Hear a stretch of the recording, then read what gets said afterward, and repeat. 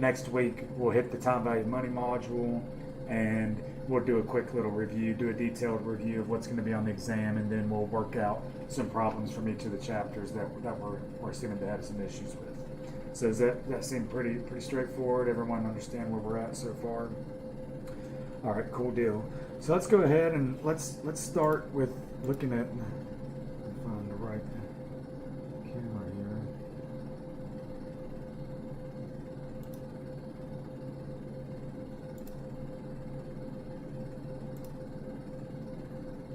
There we go.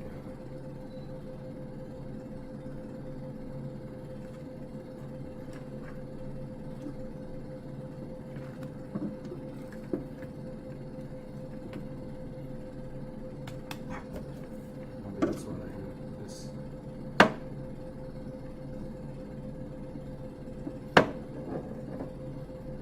Sorry, I'm gonna get it eventually.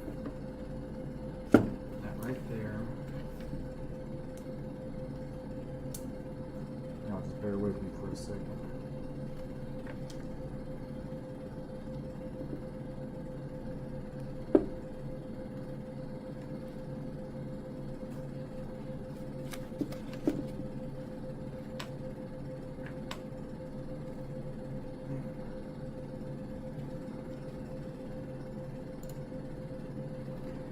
So can you see that? Is it okay? Is it blurry? Do I need to zoom out a little bit?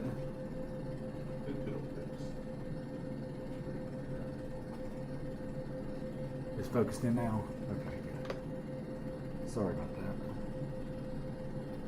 that. Okay, so the first problem we're going to look at here is on page, what page are we on?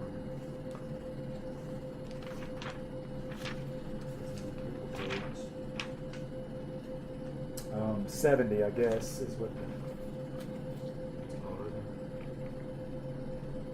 Yeah, I guess we're on page 70, but it's at the back of chapter 5, problem 5.7, and it's dealing with a complex income statement. Okay, so we're going to go ahead. I'm just going to put that up under here for just a second.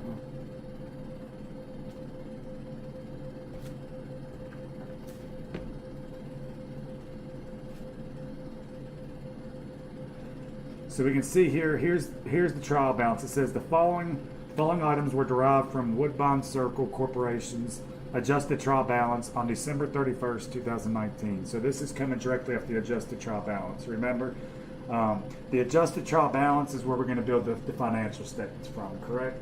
We know we have the unadjusted trial balance is what we have prior to the month-end entries of all the adjusting entries, correctly? That's relating to the accruals, deferrals, like stuff like the unearned revenues, prepaid insurance, prepaid, stuff like that. So we know we have to make those accruals and the adjusting entries to get to the adjusted trial balance. So now that we're at this point, we can just take the numbers directly off the adjusted trial balance here and build our income statement, right? So we can see here, all on the adjusted trial balance, anytime we see a trial balance, we know that the elements start with the balance sheet, right? So you can see here we have first assets, then we have liabilities, then we have our equities, and then here at the bottom you can see these are the items that are going to be relevant to the income statement, starting with the sales, right? So we have our sales of 10,100,000. That was the regular sales. To the AL division sales were 2 million. Cost of sales 6.2. For the regular division, cost of sales for the AL division was 900,000. Administrative expenses regular 2 million. Administrative expenses AL division 300,000. Interest expense regular 210,000.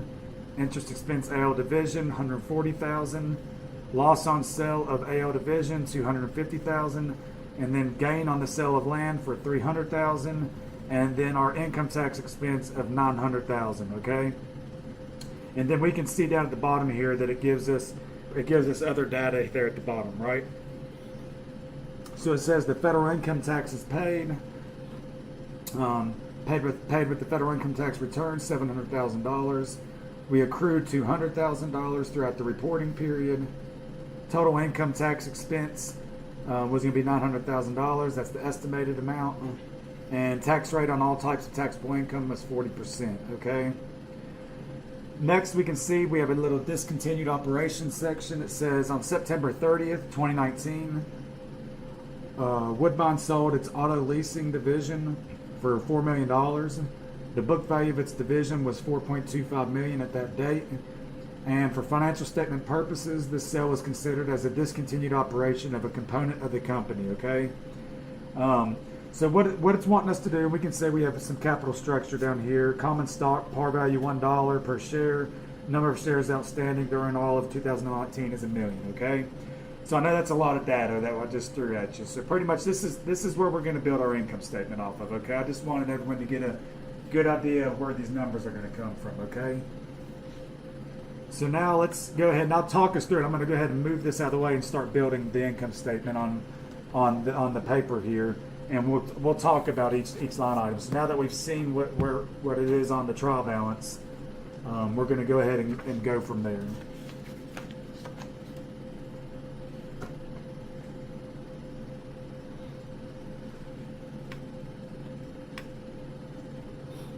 Okay, so we know this is the income statement, right? So the first thing we want to do when building the income statement is we want to enter in, the title of the financial statement, right?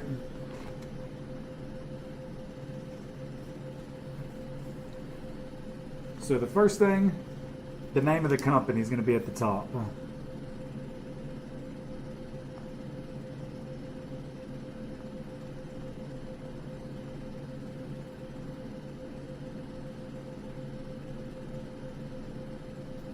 Okay, and then after the name, it's going to be the name of what statement it is. And obviously, we're building the income statement.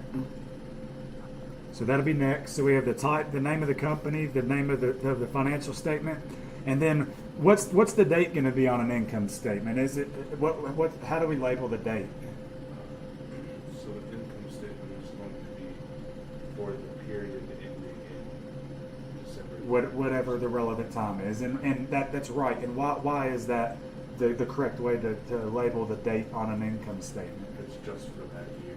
Right, so it's measuring that period. So we want to know from that period ending, right? So awesome. So the next thing is put the relevant date range that it accounts for, and for the income statement, as you said, it's for the year ended, because it's accounting for all the activity that happened from January 1 until December 31st, in this case of 2019. Okay.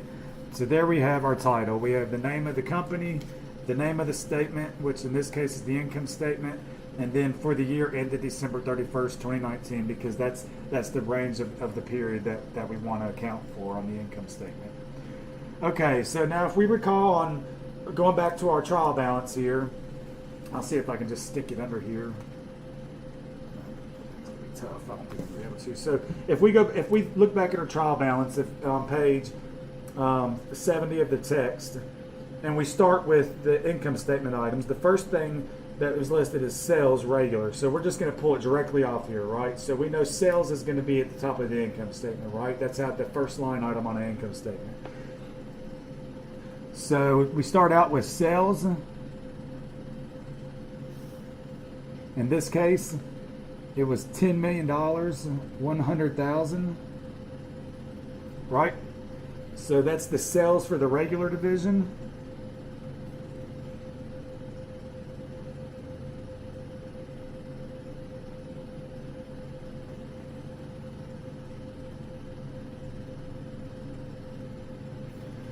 Okay, cost of sales on this one is going to be 6.2.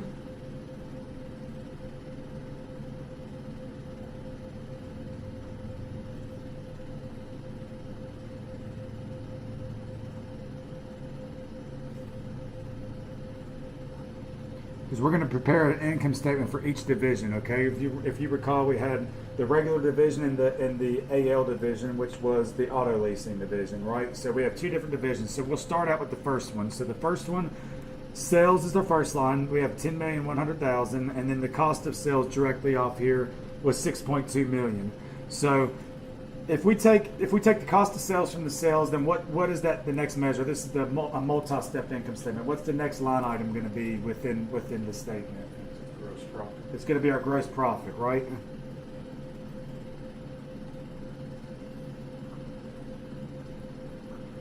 Can you see that? I had it off there, sorry. Is that better? Okay, so we have the gross profit next of $3.9 million.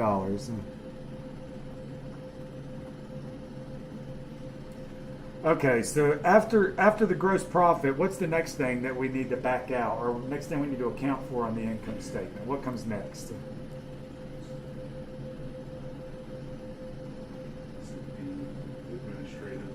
Administrative expenses, right? Because now we want to back out the operational expenses, right? Which is one of them is the administrative expenses that we have here. So administrative expenses for the regular division was going to be $2 million. So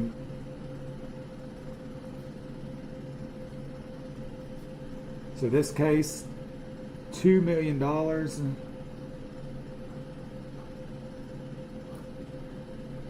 Okay, and that's in this case for this problem, that's the only administrative expense that's listed, right? But we know that the operating expenses are broken into two components of expenses, right? What are those components? If there would have been a different element included in this. There's administrative and general. Right. And then there's selling. Correct. So those are the two categories that the FASB likes seeing in, right? So like I said, in this case, after our gross profit, the only operating expense was the administrative expense of $2 million. So after we back out the operating expenses from the gross profit, what's that leave us on the income statement? Is that operating income? Our operating income, right.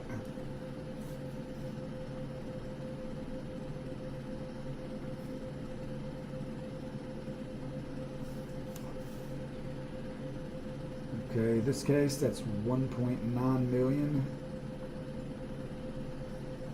All right, and then after our operating income, then what other items we have to account for? Remember, on the income statement, we have revenues, expenses, and then we also have peripheral activities. Remember, what are those peripheral activities? How do we account for those? Gains and losses. Gains and losses. So next we need to punch in our gains and losses, right? So the next item that we had on that for the gain and losses was the gain on the sale of land for $300,000, which we pulled directly off that adjusted trial balance again. So once again, that's the operating income, and from under there we'll put in the other expenses. And we had the gain on sale of land. All right, and that was for $300,000.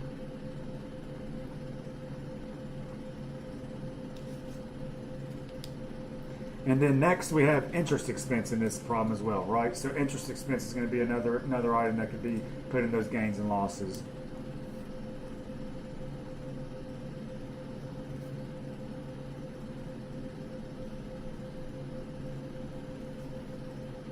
In this case, that was $210,000.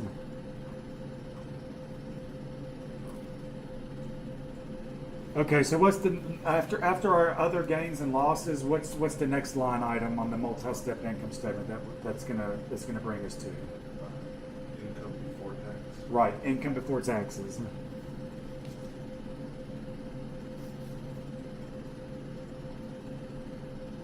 And it's actually income from continuing operations before taxes. Because remember, we have that component of discontinued operations below the tax. So income from continuing operations.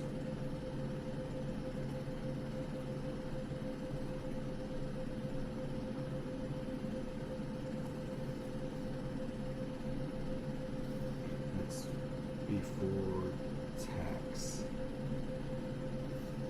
Okay, so that's going to be 1.99. Okay, so there's our income from continuing operations before tax, right? So obviously, if we have income before taxes from continuing operations, what's our next line item going to be? Tax. It's going to be our tax, right? So the next it'll be income taxes.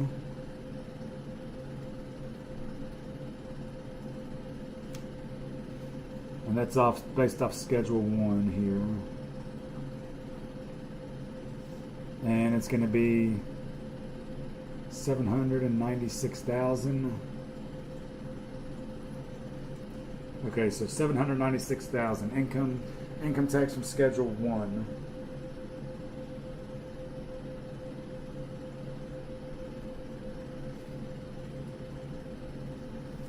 And we know what? How do we get this number again? How we find the Schedule 1 income tax?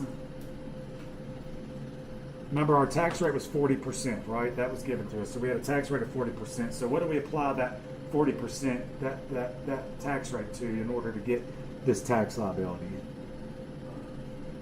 I assume you apply it to the income before taxes. Right. So income from continuing operations before taxes, right? So whatever our income tax rate is in this problem, it's 40%. So it'd be 0.4 times the 1.99, right? And that'll give us what the expense is for the 796. Okay, so after that, that'll give us income from continuing operations, right? Because now that's net of tax now, so we've already had our tax effect.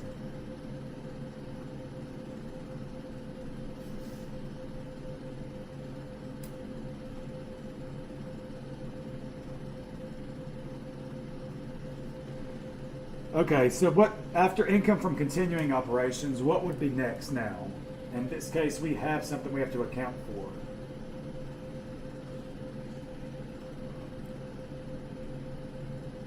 In this problem, we had a discontinued operations. Okay, so what do we think would be next? Probably the discontinued operations section, because remember it said for the discontinued operations, it says on September 30th, 2019, Woodbine sold its auto leasing division for $4 million.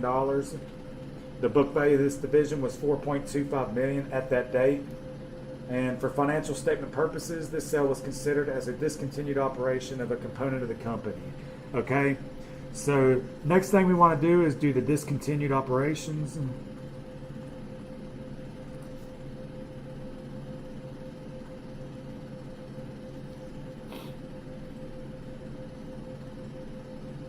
Okay, and then first thing we want to do when we account for discontinued operations is we want to account for the actual income that it produced first, right, throughout the period that we still had. Even though it was being discontinued, it's still going to produce income for a certain amount of time. So the first thing we want to do within the discontinued operations section is account for the income that unit produced, okay? So for discontinued operations here, first thing, operating income.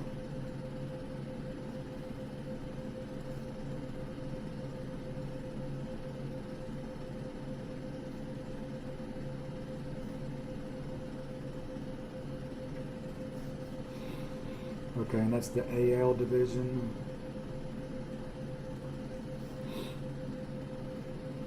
Okay, and then from there, what do we have to do if we're going to count the operating income from this discontinued operations? If it's below the income tax effect, then how do we have to count for it? We have to apply the tax. So it has to be net of tax, right? The effect has to be net of tax because it's entering in below the tax effect on the income statement. So the thing we want to do with that now is less the applicable tax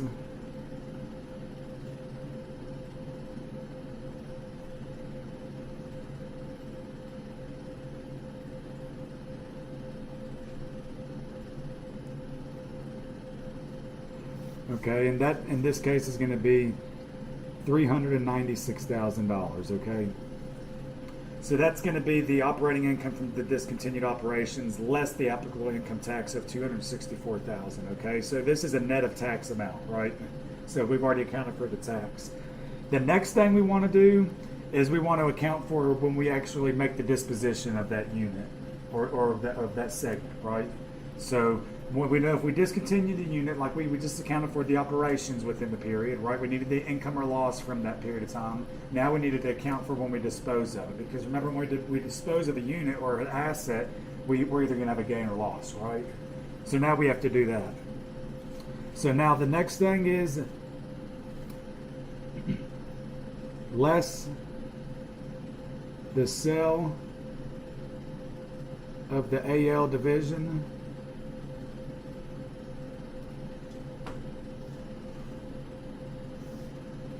and then obviously it's less the income taxes as well. I'll put these in.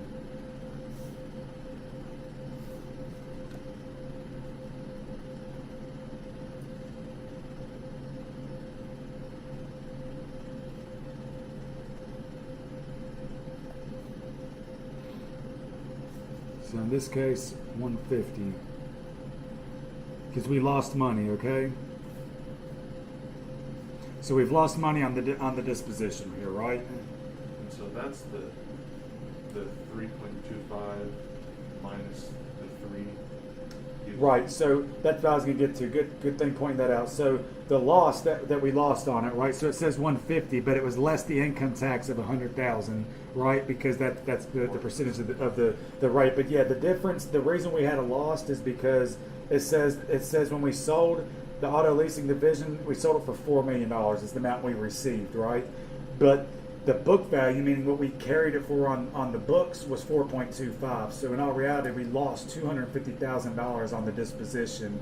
But net of tax, it was only $150,000 because the net of tax effect was $100,000. So does that make sense? Good job pointing that out. So yeah, so discontinued operations section, we know that's below the income tax effect, right? So what are the two things again we have to account for on a discontinued operations? You have to account for the tax. Right, it has to be net of tax. But what we have to account for two pieces of a discontinued operation. The operating income and the gain or loss. And the gain or loss, right. So because we know if we're disposing of a unit, that unit's going to continue to be producing stuff until we dispose of it, hopefully, right? So we have to account for the money it produces, the operating income, net of tax. And then we also have to account for the disposition of whatever the difference is between what we dispose it for, what we're going to receive for it, and what we're carrying it for on the books, right? So after we account for the discontinued operations, what do you think where do you think the next line item is on that?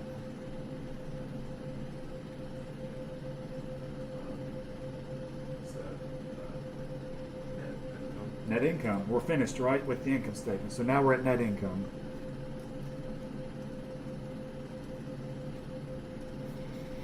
And in this case, we had. We'll go ahead and I'll move this. I'm gonna net these two amounts right here. Is what I'm gonna do here. That's where the 246 comes from. Okay, is the discontinued operations, the net between the disposal and the operating income, and then the net income for the period is 1.44 million. Right, and we know it just moves from top to bottom, right, with the math. So let's go ahead and talk about it one more time. So that's a multi-step income statement, okay? So once again, remember, we're looking directly off the trial balance. If I can get it in there. This way.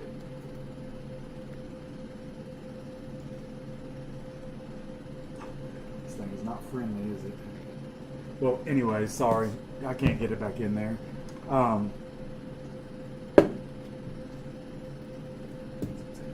used to using this thing.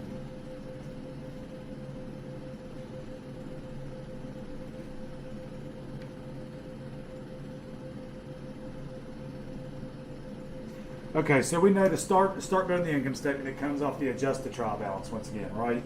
We know the adjusted trial balance is after we've made all the adjusting entries for the period, right? With the accruals and the deferrals, with the stuff like depreciation, prepaids, and unearns, right? So we've got the adjusted trial balance. From there, we know the adjusted trial balance listed with the elements of the balance sheet first, assets, liabilities, then equities. Then we have the revenues and expenses and gains and losses at the bottom. So we know if we're building the income statement, the bottom portion of the trial balance is what we want to use with the elements that are accounted for on the income statement. So in this case, once again for Division 1, we had to make the income statement. The top, remember, we have the company's name. Then we have the name of that financial statement, income statement.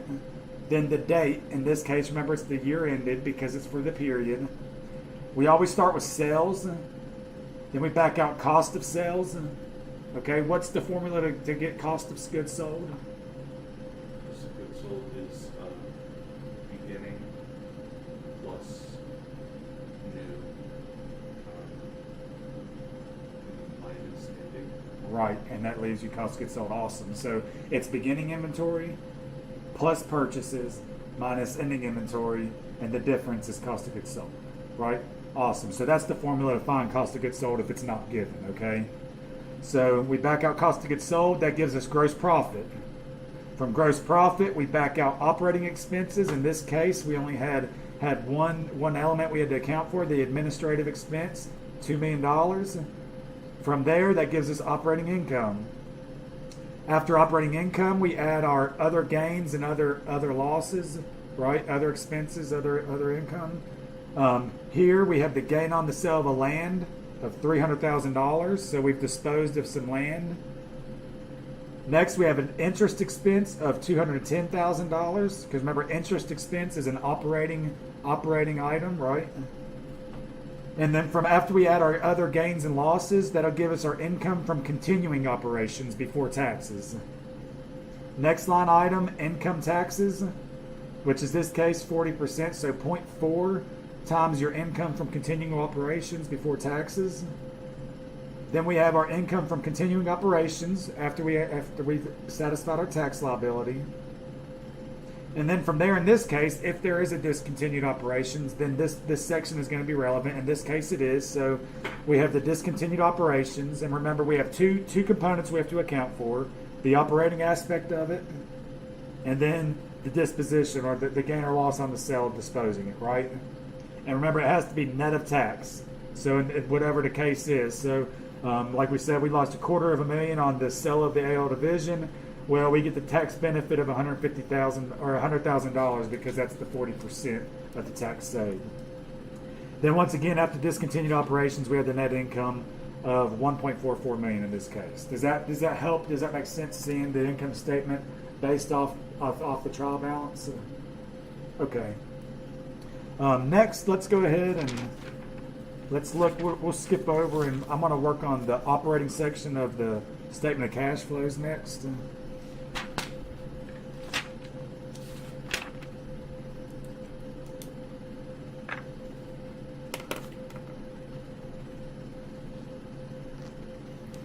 Okay, so on this one, we're going to start with exercise 5.9. So it's this one right here, okay? So we want to do the net cash flow from operating activities. So it says here, the following are accounting items taken from Tyrone Shoelaces Company's records, okay? We can see here items A through I.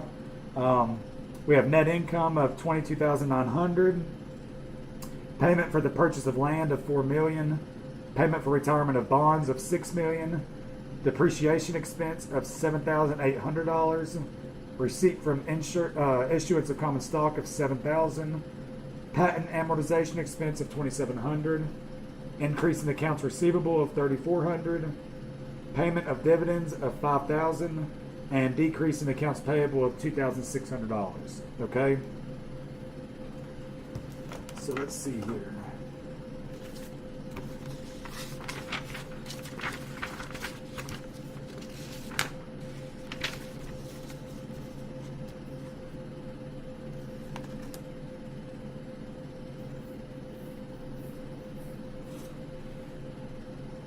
Okay, so what I'm going to do is I'm going to go ahead and give you the book right here, and then I'm going to have you tell me what items off of 5.9 right here are going to be included in the operating section, and we'll build it as we walk through this together. Okay. So first thing we want to do is we want to do what if we're building a financial statement? We want to label it, right? So the first thing we're going to do here is do the name of the company, and this is Tyrone Shoelaces Company. Okay, then we have the name of the company. Next, the name of the financial statement. This is the statement of cash flows.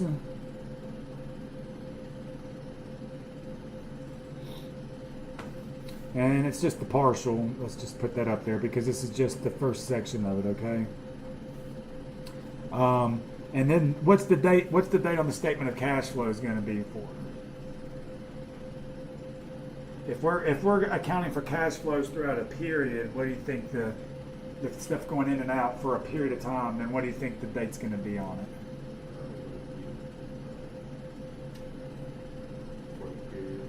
Same as on the income statement, right? For the year ended, right? Because it's measuring cash flows for that period, right? Okay, so once again, the date for in this case for year ended December 31st, current year. Okay, so there's our title, right? Name of the company, name of the financial statement, and then for the year ended December 31st of the current year. Okay, so now we want to start with operating activities, because remember the statement of cash flows has three sections of activities that we're accounting for in terms of cash flows. The first is going to be operating activities, right? What's the last two that we have? So what are the three? Operating, investing, financing. Correct. So we have operating, investing, and financing. So we're going to start with the operating activities, okay? So out of the operating activities, and this is the indirect method we're doing here. So I want to point that out because remember the operating activities section, we can prepare it in two ways, FASB says, right? We can either do the indirect method or the direct method, okay? So this is the indirect method. So what is the first item off that list that we need to account for on the statement of cash flows? Do we start with net income? Start with net income, right. So the first item of net income is going to be what we look at first. So we have net income. In this case, it was $22,900. Okay, and then after net income, what's the next thing that we need? The first thing that we should adjust based out of that list. So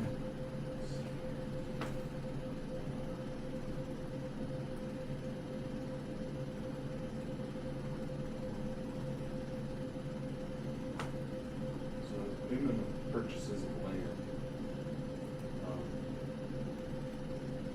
That would be an operation? Payment for the purchase of land? No. Where would payment for purchase of land go? What section would that be in? Investing. Investing. Why? Because you're investing in fixed assets. Right. We're investing in the fixed assets. So that's going to be an investing section. Okay.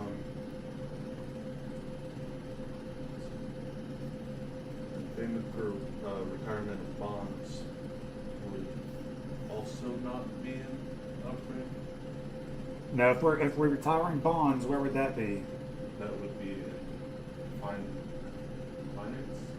Financing, right? Because bonds is how we bring money in, right? Through the That's issuance of the bonds and stocks, right?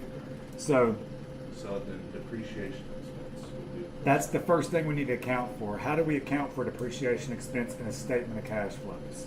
I imagine you add it You add it back, right? because it's not cash expense. Right. It's not a cash expense. Why is it not a cash expense?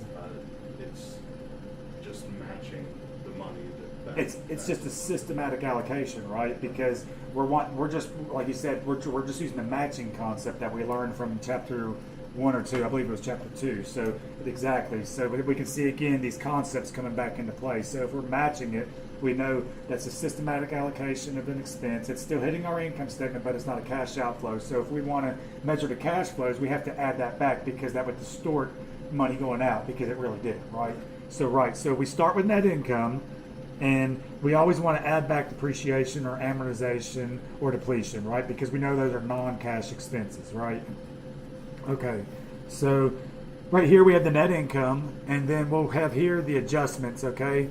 It's just the next little tab here. The adjustments for the differences between income and cash flows from operating activities, okay? So first, we'll do what we want to add back, okay? You said we want to add back depreciation expense because it's a non-cash expense, right? We're just trying to match expenses against the revenues that are earned. So in that case, we added that back. What's the other thing we need to add back?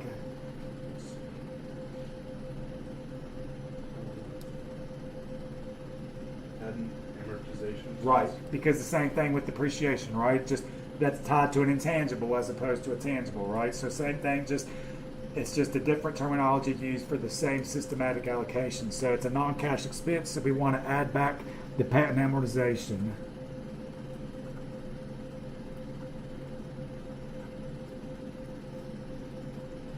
Okay, and that's $2,700, okay? So next, what do we want to take? What do we want to back out now? Increase in accounts receivable. Right, and increase in accounts receivable. So what's the rule I taught you again? The quickest way for doing the indirect method on the operating section of the statement of cash flows. If we're backing out an increase in accounts receivable, that means if the accounts receivable, it's an asset, right? If it increased during the period, in this case, by $3,400, right? So we had an increase in accounts receivable. That means that debit balance grew more, right? So it's an asset. So if it's a debit balance, then what do we have to do? You have to subtract it. Subtract it out. So if it would have been a credit balance, how do we account for it? You have to add it back, right? So if the debit balance grew, so in this case it did, the receivables grew, so we knew it was a debit balance, right? So we have to back it out. So subtract debits, add back credits. That's the easiest way to do the indirect method right here. So the first thing we want to do is back out the increase in accounts receivable, and that's going to be $3,400 that we back out. And what's the next thing that we need to account for? What's the next thing we need to back out? Do we skip payment of dividends? Or, Yeah, because dividends is going to be a financing. Okay. so then decrease in accounts payable. Well, that's a decrease in a credit. So if it's a decrease in a credit account, what do we do to the account? We've reduced the liability, right? Because credits are original liabilities are credit balances, right? So if the liability decreased, what's the only way to reduce a credit balance? What's the only way to reduce the credit balance? So if a liability is a credit balance, right? So if it grows by crediting it, right? So if the liability balance would have increased, right? So in this case, it said it decreased in accounts payable. So if we increased the accounts payable, so if I owed you more money, right? So if I took supplies on account, right? I would debit supplies, credit accounts payable. That would increase it because I credited it. Now, if I paid you, okay, and I paid you for supplies on account that I'd already had on account, then obviously I'm going to have to credit cash to you because I'm paying you. Then what would I debit?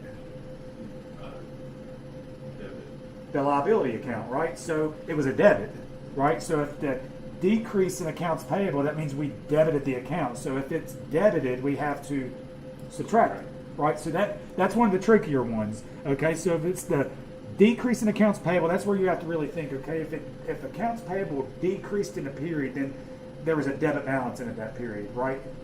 Not in the sense of debit balance, but that means the account was debited.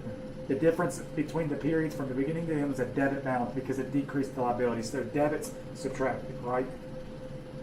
So next was the decrease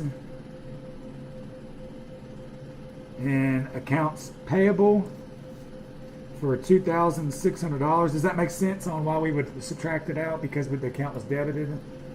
Okay, and then, so do we think that's all as far as operating activities goes? Yep, that's the last time. That's everything there. So that's everything that we have on there. So that would give us the net cash provided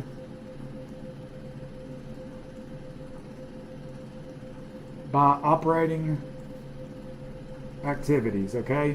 And in this case, it's $27,400. So that was the net cash provided by the operating activities throughout the year, right? So let's just talk about it one more time and then we'll get out of here. I know we're out of time. So first thing we want to do for building the financial statement, the title. We want the name of the company, right? Sorry. I'm sure you probably couldn't even see that as I was working. I apologize if you couldn't. So first we want the name of the company, the name of the financial statement, and then we want the time period, right? In this case, it's for the year ended on the statement of cash flows because we're accounting for the cash flows for a period of time, right? Statement of cash flows has 3 sections: operating, investing, and financing, right? This is the operating section. In this case, this was the indirect method. Under the indirect method, we start with net income. From there, we always add back our non-cash expenses of depreciation, amortization, depletion, whatever it would be. After we add those back, have those, then we either add or subtract in the changes in your asset accounts. Meaning if it's a debit balance throughout the period, we subtract it. If it's a credit balance throughout the period, we add it back, right? And that's how we're going to deal with the indirect method. And that'll leave us the net cash provided by operating activities, okay? What I do want to point out real quick, if the direct method would have been used for the operating activities, this is your attached schedule right here for the reconciliation of net cash flows provided by operating activities, okay? So when you hear that, I know that sounds really intimidating, the reconciliation of net cash flows provided by operating activities. All that means is you're building the operating activities section via the indirect method. Okay, so it's really not that bad. You really just have to remember, you start with net income, add back your non-cash expenses, and then you either add or subtract your debit and credits the way they move. And that's pretty simple, right? Okay, so we'll end there for today. Friday, we'll work through a direct method problem for the statement of cash flows, and we'll work a balance sheet and a statement of shareholders' equity, a quick little example there. I'll get Chapter 5 quiz posted today. I'll get the homework for Chapter 4 and 5 available as well, and I'll give y'all plenty of time to work on that. So that's how we'll try to wrap the week up, working on problems with Chapters 4 and 5. And then, like I said, on Monday we'll spend like the first half of the day on the time value of money, and then we'll have a period and a half to work on just reviewing for the exam and working on over anything that might be an issue once again. So does this kind of help working it out this way and getting off the slides a little bit? So like I said, moving forward, we're gonna spend a little bit of time on slides and start just working out problems to make it more hands-on and more application. Okay, because I think this is a better way of actually seeing what's going on in the slides. So everyone have a good day. I appreciate your time, and we'll pick back up here on Friday. All right.